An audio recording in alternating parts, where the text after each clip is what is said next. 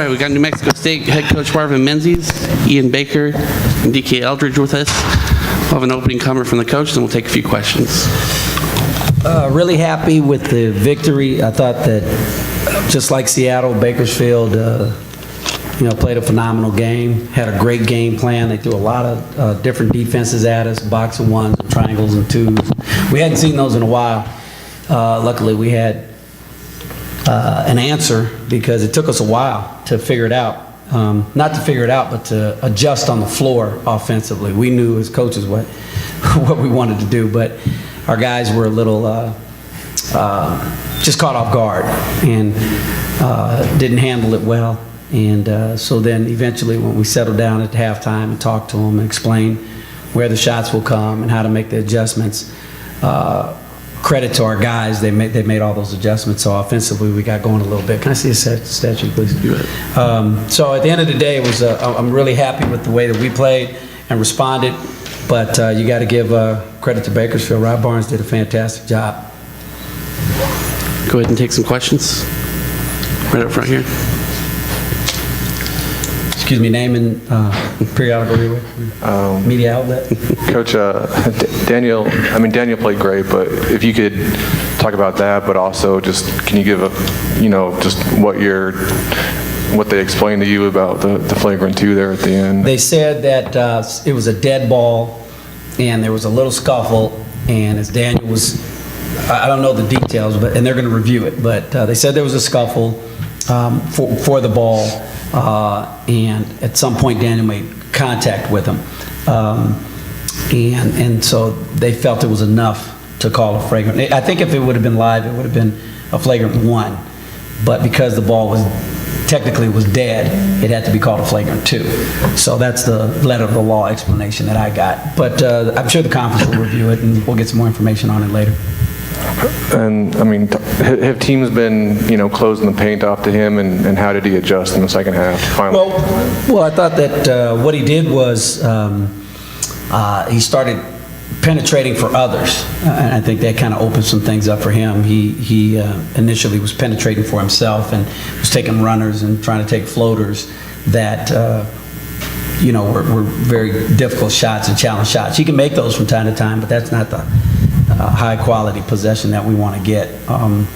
So DK as well, both those guys started really getting their feel for their spacing on where the openings were going to be, especially on the triangle and 2, and the box and 1 as well. We just had to decide who we were going to run on the baseline, and we made adjustments. And my coaching staff was really good with their suggestions, and we talked about some little wrinkles in the second half that were available to us against both those defenses.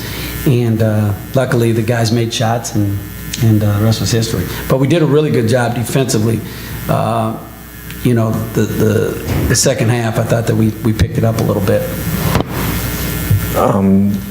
Were those defenses taking away the big? I mean, I think Chile and Sim only had like 3 attempts in the first half. I don't know.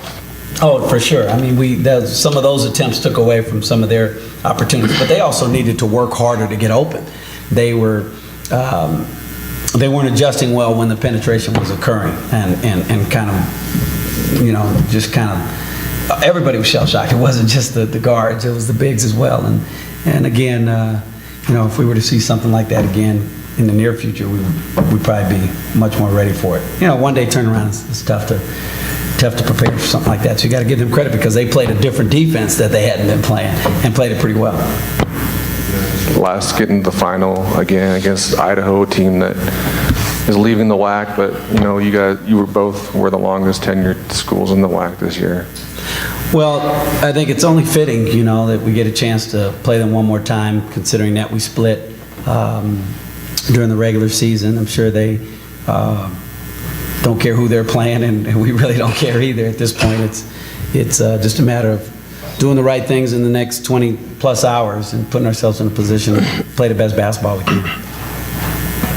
Ian, can you talk about the journey once again? You've got 25 minutes tonight, put up some good minutes tonight and saw some good action. Can you just talk about once again the journey and the success you're having? It's been a fun journey. It's something I've been waiting for my whole life. I'm finally getting the opportunity to do it. I ended up on a good team with good teammates. They always encouraging me, so it's just been fun. DK, regarding, what was it like with Grayson going off the way that he did in the first half, and then, talk about the way that you, anything that you did differently in the second half when you got switched on to him? I think he's similar to Pig from Seattle, and I just try to. In the first half, I wasn't being aggressive with him, and I wasn't focusing more on him. In the second half, my coach just told me to focus more on him, and because he the only good. I mean, they're a great team or whatever, but we just got to tilt our hats to him, and so I just tried my best to lock him up.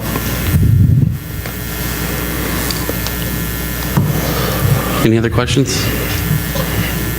All right, thanks, you guys. Thank you. God bless. Thank you. Good night.